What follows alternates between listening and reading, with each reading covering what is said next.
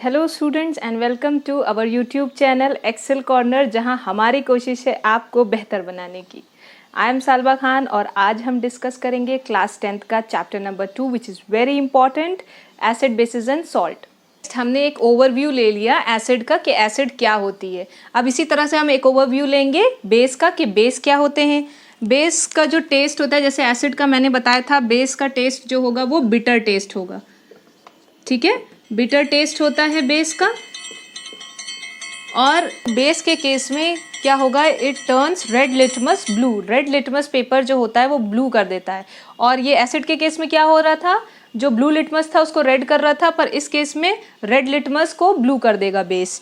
Next आता है it is सोपी इन टच। बहुत सोपी टाइप का टच है। आप हमारे जितने भी सोप्स हैं जो हम डेली लाइफ में यूज़ करते हैं, बड़े सारे एड्स आप देखते हैं, डव सोप है और पियर सोप है, जितने भी सोप हैं वो सब क्या है, वो सब बेस हैं। वो सब बेस है, बेस से ही बने हुए हैं।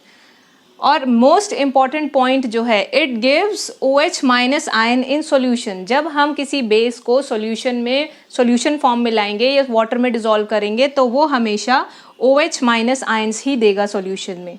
ठीक, तो ये इसकी एक इम्पॉर्टेंट फीचर है बेस का। इसके एग्जाम्पल्स क्या हो सकते हैं? एग्जाम्पल हैं NaOH। NaOH क्या है? आपका सोप है। ये क्या है? सोप है, जो आप डेली यूज़ करते हैं अपने नहाने में सोप, वो सोप है। और KOH है, CaOH होल ट्वाइस, यानी ये सोडियम हाइड्रोक्साइड है, ये पोटेशियम हाइड्रोक्साइड है, ये कैल्शियम हाइड्रोक्साइड है। तो ये सारी जो चीज़ें हैं क्या हैं? बेस हैं। जिस तरह से हमने एसिड को कैटेगराइज किया था स्ट्रॉन्ग और वीक में, उसी तरह हम बेस को भी कैटेगराइज करेंगे उसकी स्ट्रेंथ के अकॉर्डिंग, स्ट्रॉन्ग और वीक में।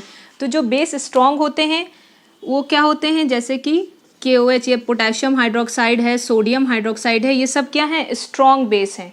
और अगर हम वीक बेस की बात करें तो अमोनियम हाइड्रोक्साइड जो है वो एक वीक बेस में हम कंसिडर करते हैं।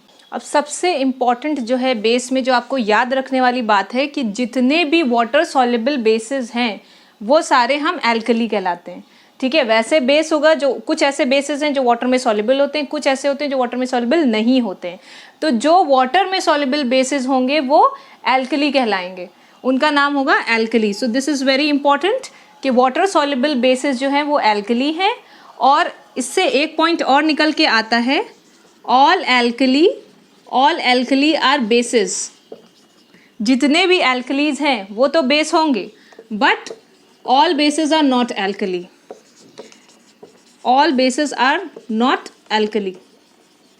तो वैसे तो जितने एल्कली होंगे वो तो बेस में ही आएंगे, लेकिन जितने भी वाटर सॉल्युबल बेस हैं वो तो एल्कली हो जाएंगे। But all bases are not alkali मतलब जितने बेस होंगे वो सब वाटर सॉल्युबल नहीं होंगे। तो इसीलिए ये कहा गया है all bases are not alkali, right. अब हमने एसिड देख लिया, हमने बेस देख लिया, ये दो चीज़ें तो हमने देख ली। लेकिन अब हम पता कैसे करेंगे कौन सा सब्सटेंस एसिड है, कौन सा सब्सटेंस बेस है? हमें दो सब्सटेंस दे दिए गए, अब दोनों सब्सटेंस में एसिड कौन सा है और बेस कौन सा है, ये हम पता कैसे लगाएंगे? तो इसको पता लगाने के लिए हमारे पास हैं इंडिकेटर्स। ठीक है, तो ये इंडिकेटर्स जो हैं वो इंडिकेट करते हैं कि कौन सा पर्टिकुलर सब्सटेंस एसिड है और कौन सा पर्टिकुलर सब्सटेंस बेस है। ये क्या करते हैं, अपना डिफरेंट कलर चेंज करते हैं, यानी एसिड में जाएंगे तो दूसरा कलर दिखाएंगे, बेस में जाएंगे तो दूसरा कलर दिखाएंगे। इस तरह से ये अपने अंदर चेंजेस लाते हैं, जिससे हमें पता चल जाता है कि पर्टिकुलर सब्सटेंस एसिड है या पर्टिकुलर सब्सटेंस बेस है। तो इंडिकेटर्स क्या हैं? Substances which changes their colour और smell in different kind of substances. जब हम उसको डिफरेंट काइंड ऑफ सब्सटेंसेस में मिलाते हैं तो वो अपना कलर या स्मेल चेंज कर लेते हैं, जिससे हमें पता चलता है पर्टिकुलर सब्सटेंस एसिड है कि पर्टिकुलर सब्सटेंस बेस है। अब इंडिकेटर्स जो होते हैं वो डिफरेंट टाइप्स के होते हैं, नेचुरल इंडिकेटर, सिंथेटिक इंडिकेटर और ऑल्फैक्टरी इंडिकेटर्स। ये मेनली 3 कैटेगरीज हैं जिसमें इंडिकेटर्स को डिवाइड किया गया है। तो नेचुरल इंडिकेटर्स वो होते हैं जो हमें नेचुरल सोर्स से मिलते हैं। ठीक है, तो नेचुरल सोर्स से जो मिलते हैं या प्लांट सोर्स से जो मिलते हैं वो हम कहेंगे उनको नेचुरल इंडिकेटर्स। जैसे कि हमारा टर्मरिक, जो टर्मरिक है वो हमारा नेचुरल इंडिकेटर है। तो ये एसिड में क्या करता है, एसिड में येलो रहता है और बेस में क्या करता है, ये रेड हो जाता है। तो अगर एसिड है तो ये येलो रहेगा और बेस है तो ये रेड हो जाएगा। तो जैसे ही अगर ये रेड होती है टर्मरिक, यानी जो हल्दी है वो अगर बेस के कांटेक्ट में आके जैसे ही रेड होती है तो हम समझ जाते हैं ये पर्टिकुलर सब्सटेंस बेस है। तो ये है एक नेचुरल इंडिकेटर्स। और नेक्स्ट जो है वो है आपका लिटमस सॉल्यूशन। लिटमस सॉल्यूशन, जो लिटमस है वो भी हमें नेचुरल सोर्स से मिलता है, लाइकेन से मिलता है। और ये क्या करता है, एसिड में क्या होगा, रेड हो जाएगा और बेस में हो जाएगा ब्लू।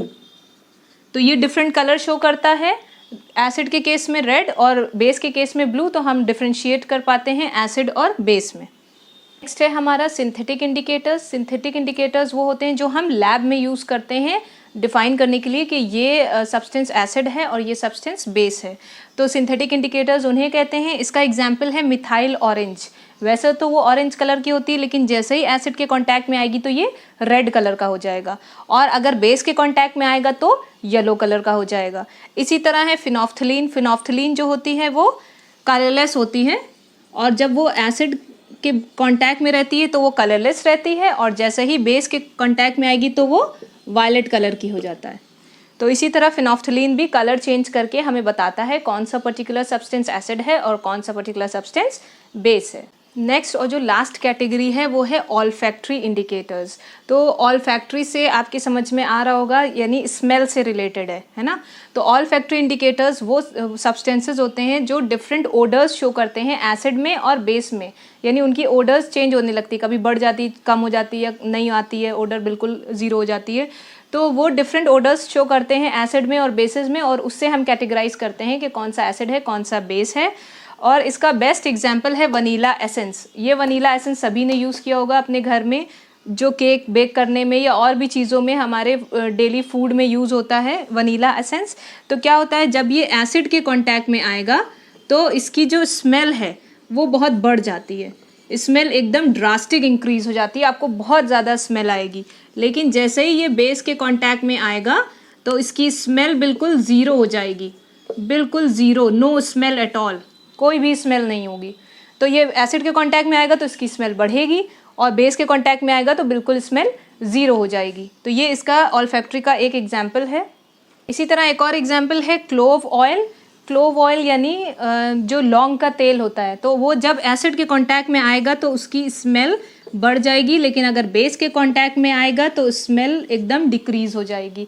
तो क्लोव ऑयल हो या वनीला एसेंस हो, ये हमारे ऑल्फैक्टरी इंडिकेटर्स में आते हैं, और ये डिफरेंट तरह की स्मेल शो करते हैं in contact with acid and in contact with base. Students, I hope आप सबको चीज़ें क्लियर हुई होंगी। ये चैप्टर बहुत इंपॉर्टेंट है, तो हम इसको आगे भी कंटिन्यू रखेंगे। इन केस आपको कुछ नहीं समझ में आ रहा है तो आप नीचे कमेंट सेक्शन में पूछ सकते हैं।